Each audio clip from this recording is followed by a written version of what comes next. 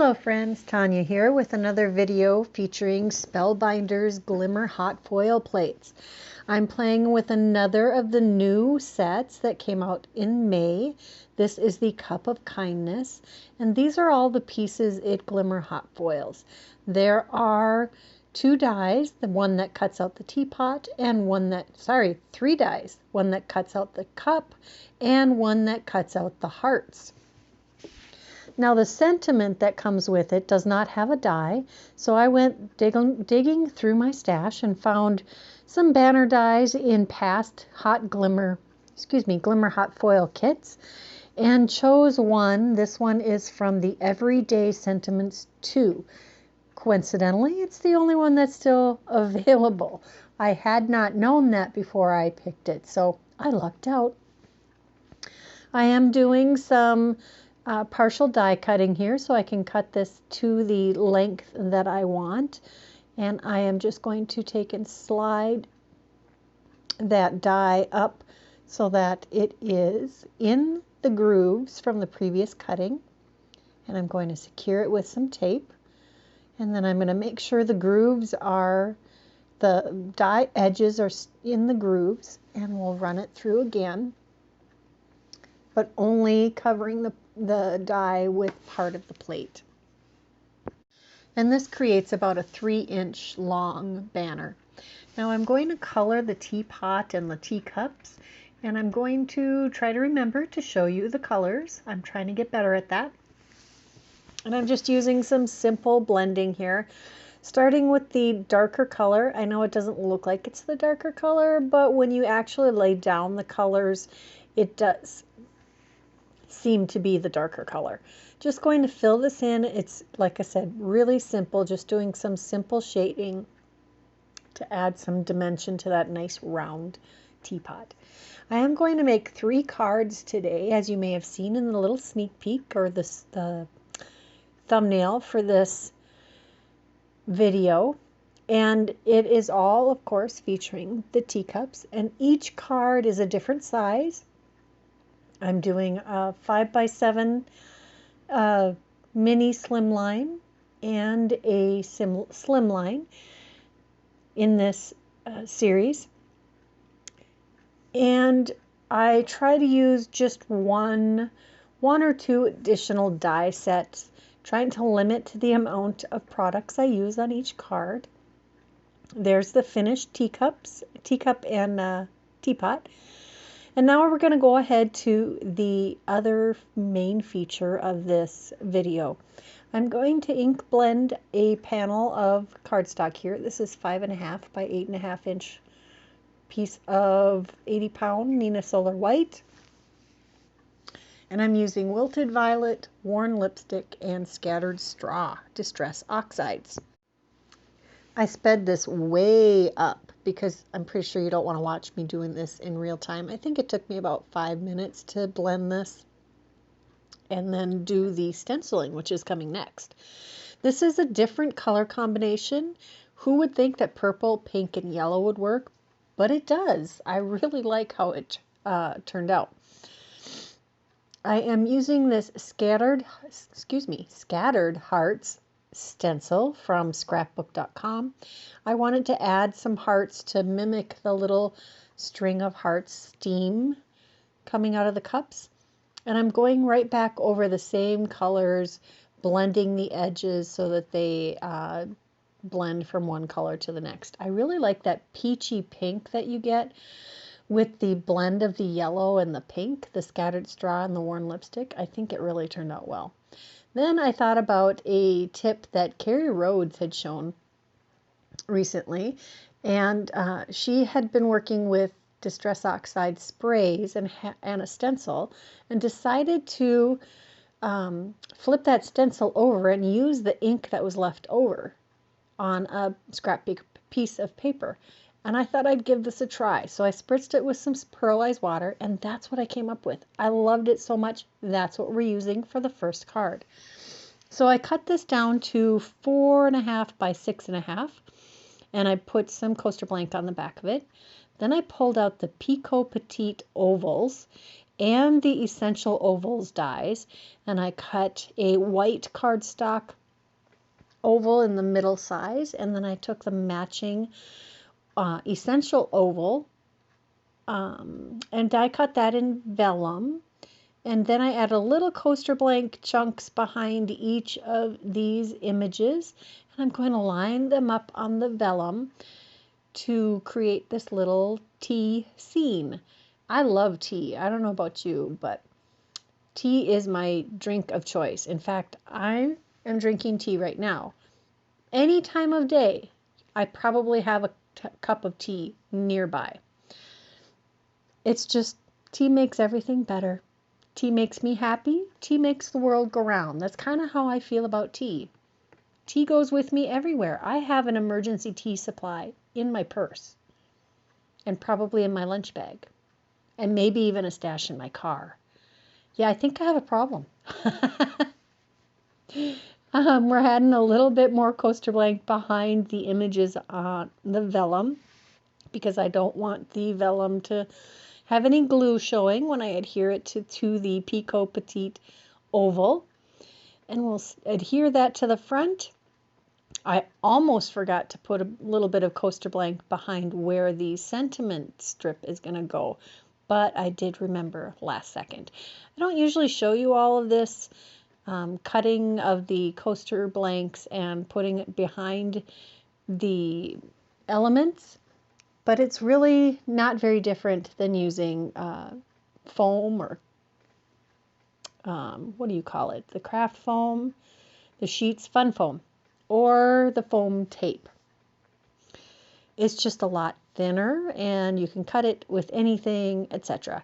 I'm going to stop singing the praises of coaster blanks. You've probably all seen it before if you've watched any of my videos. Just cleaning up an edge here a little bit with my Spellbinders reverse tweezers. I am in love with those things. I am so happy I have them. This is card number 1. I did go ahead and pull that stencil to the inside. I wanted to decorate the inside. I didn't want to try and foil it, so I thought I'd bring the stencil to the inside. Just going to do kind of a rough oval of this, lightly stenciled on the inside, and then we can just write right over the top of that. I do need a bunch more cups and a couple more teapots before I am done with the foiling. So I'm using some scraps of Aura foil, which is one of my favorites. I keep all of my little bits and pieces of foil that are left over from other projects and then use it as needed. Now I'm pulling out this small die of the month from February of 2021, and this is sized for an A2 card or for a mini slimline. That's what we're going to use it for. It is 5.5 inches long, and I think it's about 2.5 inches wide. And I cut this out with some Cosmic Copper pearlescent cardstock from Tonic, and I'm going to adhere this to this panel. So I had trimmed out that ink blended and stenciled panel that I'd created. I cut that down to fit a slimline and this mini slimline. So this piece is 2.5 by, I think I cut it down to 2.5 by 5.5, and we're going to mat that on some shimmery white cardstock. And I cut that piece to 2 3/4 by 5 3/4 and mounted that on a 6 by 3 mini slimline card base. I did add a little bit of coaster blank behind the main image panel, and these are the components that we're going to put on this card. We're going to take the big teapot, well, big, we're going to take the teapot and put that in the middle opening with the sentiment that happens to fit just perfectly. Again, it was 3 inches long, right under the teapot, and I had colored the teapot pink, and I colored one teacup a peachy yellow and the other one a pinky purple. And I am going to put the peachy one, sorry, cream, I guess not so much even peach, cream to yellow on the purple section, and the purple one on the yellow to pink section. I do also stencil on the inside. This is the finished card for this one. I like the slightly Moroccan feel to this. And then we're moving on to the third card. Now I don't have a whole lot of construction that's different than the other cards on this one. This is again a slimline card. It is 3.5 by 8.5, and this panel that I just put down is 3.25 by 8.25. And this piece is 3 by 8. And I mounted that on. I know the hearts are going up and down, but we're going to ignore that. I did pull out the large die of the month from April. I think it's called the Universal Curved Border die set. It's not currently available, but I'm hoping that it's going to come back to the store. Sometimes they do that with the more popular ones. It cuts a 8.5-inch long border. We're going to trim that to match the stenciled and ink blended panel. Just going to quickly trim that down. Again, this is vellum, and I'm going to take a risk and use the liquid glue to adhere that down. We'll see how well that works. I do try to smear it a little bit. Sometimes if you can spread the glue evenly across the vellum, then it doesn't really show. But this made there not be enough glue, so it didn't really stick super well. I'm trying to let this overlap all of the layers just as long as it's within the boundaries of the card base. It's kind of stuck there. We're going to make sure it's really stuck with all of the things we're going to add. I cut out 7 teacups and the 1 teapot, and I colored the teapot with, I believe it's W0 and W1, and I'm going to center that in the middle of the card. And now I'm going to add all of our teacups. I colored 3 in the yellow to cream color and 2 pink and 2 purple, and we're just going to alternate those across the card front. So like we're having quite the tea party here. Lots of colors. I love the way that the tea came out inside of the cups.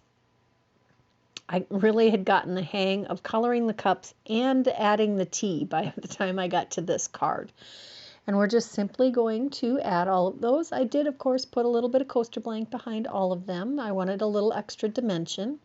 And I love the way that border mimics a fancy tablecloth. That was the whole plan with using that border. I had cut that border out from a 2.25-inch wide by 8.5-inch long panel of vellum, figuring that was about how wide I needed it to create my little table. Now I'm going to take the sentiment. I've used the same sentiment on all of the cards. I wanted to keep it simple and not try to add too many different products on this video. We're going to add just a little bit of coaster blank along the bottom because this is going to sit on top of some of the cards, at least on the top edge. And we're just going to adhere that down. I do stencil on the inside again, just like the other 2 cards. And here is another look. Here you can see the shimmeriness. I love that. I used Aura Glimmer Hot Foil on all of the sentiments. I did use some pinks on the cups and teapot on that second card. These all have the Aura foil, and you really can't see a difference much because they're fine lines. But you could use any kind of color. Here's another look at, or still shots of all of the cards that I created today. I hope you enjoyed this video. Let me know which of these cards you like the most. I really think this might be my favorite card. I don't know.